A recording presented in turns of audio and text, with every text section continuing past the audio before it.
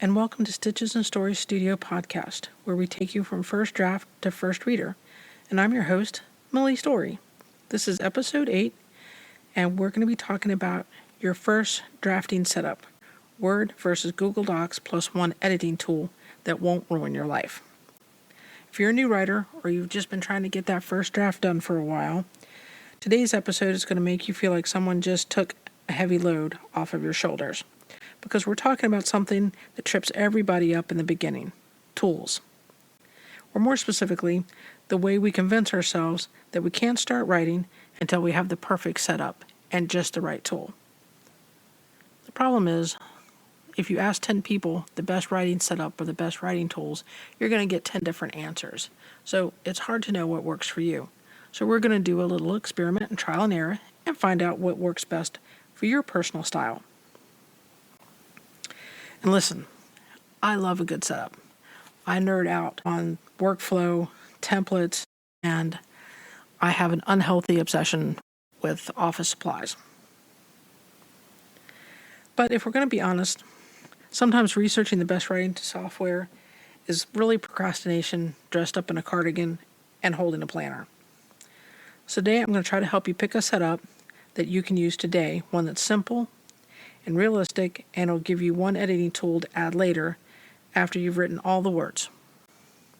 By the end of this episode, hopefully you'll know whether Google Docs or Microsoft Word is a better fit for you, how to set up the best way to make writing easy, and what editing tool to use later without getting trapped in perfectionism. And the best part, you don't need expensive software to write a good book. You just need the right place to put the right words and to keep it going. So for many of us, we already have Word. If you have a Google account, a Gmail account, you have access to Google Docs. So there's low cost to entry there. The editing tool, depending on which one you choose, will cost a little bit of money. So it just depends. I'm starting out with Pro Writing Aid today because it's only $79, at least for the version that I have. And so while you're spending some money on it, it's not a huge amount. So before we dive in today, I did want to share a bit of personal update with you. This weekend, Saturday morning, I went for my day job to hold a community meeting regarding infill housing. And it struck me while we were having the meeting that it translates into writing. And here's why I say that. You have to really listen when citizens come out to tell you what their concerns about, or what their concerns are, And so you have to be listening, active listening, engaging, taking in that information so that you can help solve the problem in a way that's meaningful to them later. And so they come in because they care, they've got something to say, and they want to know that they're being heard. And they're telling us, here's what we need, here's what we're worried about, and here's what we're hoping for.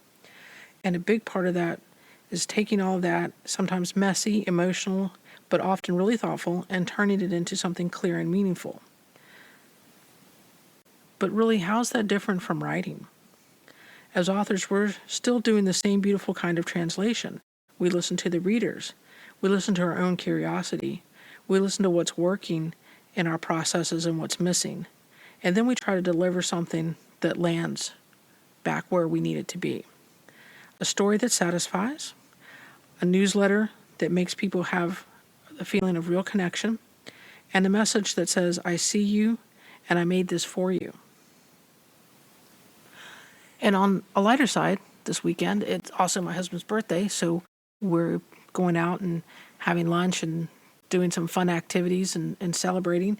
And in the process, we actually ran into 3 of our friends, and so we got to spend some meaningful time with them, and that just made it even more special. So that was fabulous. And you have to take those moments and don't get so caught up in your work and your writing that you forget to go out and enjoy those things and enjoy people that away from work or away from normal settings, and really relax and have a good time.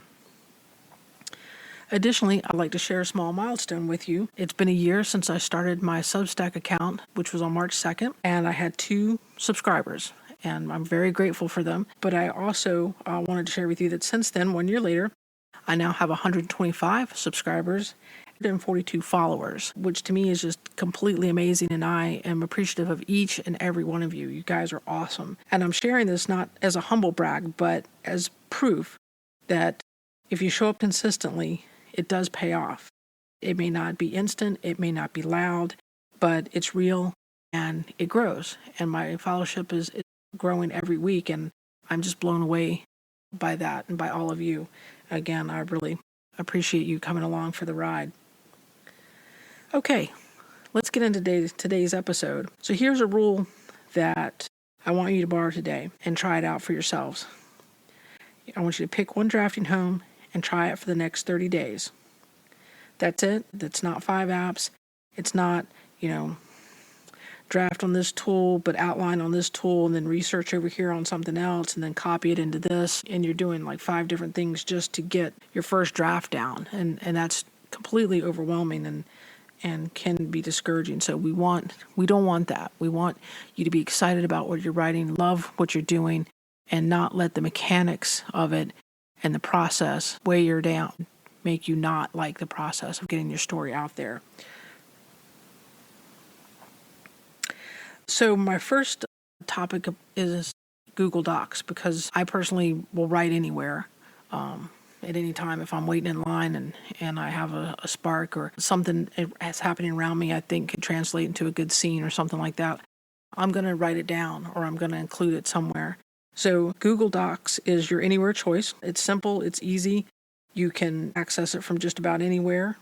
You can use your laptop, your desktop, your tablet, your phone. It saves everything automatically so you don't lose anything. It's easy to share with somebody later if you have a co-writer or a writing critique partner or even your editor. It's easy to, after you've tightened it up a bit, to share your story through there. It's very simple and there's no overthinking. And so here's how I recommend setting up your book in Google Docs is create one folder with the title of your book. So book title, and then inside that folder, make 3 documents. So it would be your book title -draft, book title -notes, and then book title -research. This is to keep you on track so that when you go in and start creating book 2, it doesn't get confused with your notes from book 1. So they're all underneath your book title so you can keep them separate and neat. And that's your entire system. And that's it. That's all you got to do. And then inside your draft document, you'll set up your chapters, chapter 1, chapter 2, chapter 3, and so on. The best thing here is this is kind of boring. That's all there is to the setup. It's nothing fancy, no bells and whistles. That's it. But it also keeps you focused. Boring is focused. And focused gets words on the page. So butts in the seats and words on the page. And that's what we're trying to do. Even if it's just 300 words a day, that's all you got to do to make progress. And if you can do more and you want to do more, that's fantastic. I mean, it's awesome, but it just kind of depends on your lifestyle and what else you've got going on. But at least that gets you started, and it's a perfect setup. One day you might write 1,500 words, and then the next day maybe you've only got time for 300, and that's okay. But the setup is the same. Nothing changes. You just go in, type in your words, come back out.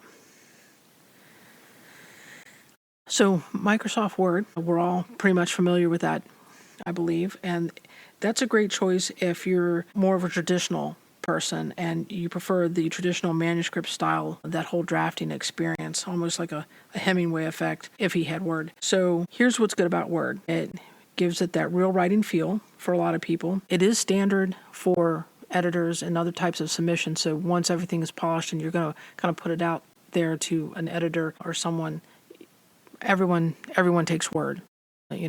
If you are a Mac user like me and there's Pages is really nice. I like to use it, but you're not going to share that with anybody but maybe another Mac user. And so it's better to have Word. And then if you're going to submit it to any, into your writing or your editing software, it's easy to import a Word document. They're not going to take Pages and other things.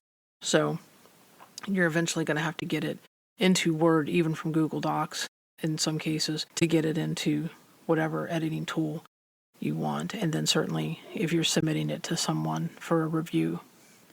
So Word is comfy. It's your writing desk. It's familiar. It's something solid. It's real. But here's a trick that will help you in Word to help keep your drafts a little bit stronger and easier to follow along in case you have to go back and look for something, is Use your heading styles for the chapters. Trust me, you'll thank me later for that.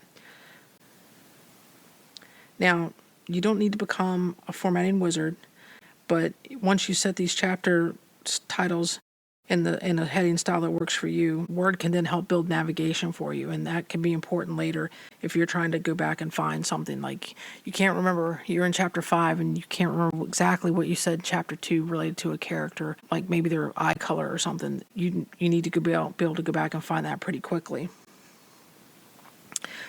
Also, Word has a read aloud feature, which can come in handy. Now, the basic ones are pretty bad. They're pretty clunky. You can get some add-ins though, but even if it's a robotic sound, your eyes will skip over things that your brain kind of knows that word's supposed to be there. So your eyes kind of skip over it and your brain thinks it's there, but your ears won't let that happen. The read aloud comes back and you missed a word in the sentence. You're going to catch that immediately when you're hearing it, not so much when you're reading it, especially your own work. So I love to use a read aloud, whether it's in Word or I also subscribe to 11 Labs, and so I'll put my document in there and have that read back to me. But you have to be careful, because if you pick, something in 11 Labs, it's a really good voice, it's really soothing, a voice that you enjoy, you're going to listen to the voice sometimes and you're not going to hear the errors. You might still catch them, but the less professional voices tend to make me sit on the edge of my seat and listen and pay attention, and I get lulled less by a good voice that way, and so therefore I'm catching more of the mistakes. Sometimes it helps to read it out loud to yourself, but not always. I've done both, but now I pretty much stick to just putting it into 11 Labs and having it read back to me. And again, you can do it in Word too. So there's a couple of different programs that will do that, but trying to keep it simple here for you today. So how do you know which one to choose? Let's kind of break it down. It's got to be an easy decision for you. So if it's easy, you can share anywhere, you can work on it anywhere because you do a lot of traveling, then Google Docs is your go-to, I think. If you want the ability to draft offline, I have that classic manuscript kind of feel to it, and you don't need to have internet connection, then you might want to go with Word. And then if you're still stuck, just pick the one that you think you would most likely open. Just go to your desktop, and which one do you just gravitate to? Because think about it, the best tool is the one that you're going to use. If it doesn't feel right, or you look at it and you kind of sigh and you think, then don't use that one. Pick, if you have a day job where you use Word a lot, and so you're familiar with it, use that one. You're comfortable with it, you know how to use it, you know how to set up the header styles, and you're familiar with some of its ins and outs, then go with that one. It will feel a little bit more natural to you. Now, your editing tool. Again, I mentioned I was going to bring up Pro Writing Aid today because of the ones that I use anyway. It's the cheaper of the two. There are others out there, but some of them aren't the deep dive. Grammarly's good, but it's good for your basics, spelling and grammar. You're going to need more than that to tighten up your manuscript. So we're going to talk Pro Writing Aid. You don't want to run every sentence through there because you've got to import your Word doc into Pro Writing Aid. So personally, I wouldn't want to do that chapter by chapter, just because my books tend to be long. My current work is 61 chapters. I don't want to import and export 61 times, So I'm going to wait until I have it all written out, and then I'll put it in there. Now, you can run the reports by chapter, and that's fine once the whole thing's in there. And I would also run one report at a time. Pro Writing Aid has so many reports, and they're adding new things and new features all the time that are just fabulous. So you can run things like words frequently used. So if you use the word the or but or and, 500 times in your manuscript, you might want to cut that back a little bit. Also, if you start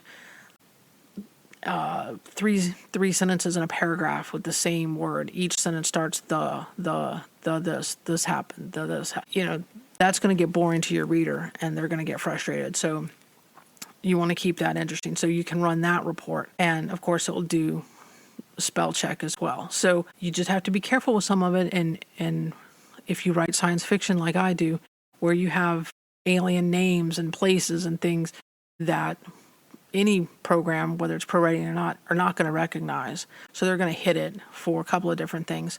So that's okay. You can hit ignore. You don't have to incorporate every correction or every suggestion that they make. This tool is not the boss of you. It's a tool. It's there to help you. And so take into consideration what it's offering. It does offer you an explanation. Like if you hover over it, it will tell you why it's making that suggestion. It'll tell you if you used too many commas or not enough, or, a comma splice or something like that. So it's a very powerful tool. There are other features in there too, like a plagiarism checker, and things like that, a manuscript evaluation. There's just all kinds of great tools in there for you to use, and I encourage you to explore them all. But if you go to the reports menu, that'll help kind of guide you through that. When you're first getting started, I would start there and just go through each of the reports. Don't do them all at once. It might seem like you're saving time. Trust me, it's going to feel overwhelming because they're color-coded, and suddenly your manuscript is going to have all these different colors light up, and you're going to think, gosh, my writing stinks. Look at all this stuff that's wrong, and I have to correct it. And again, it's not that it's wrong. It's either a word they don't recognize or it's a suggestion. So you don't have to do it.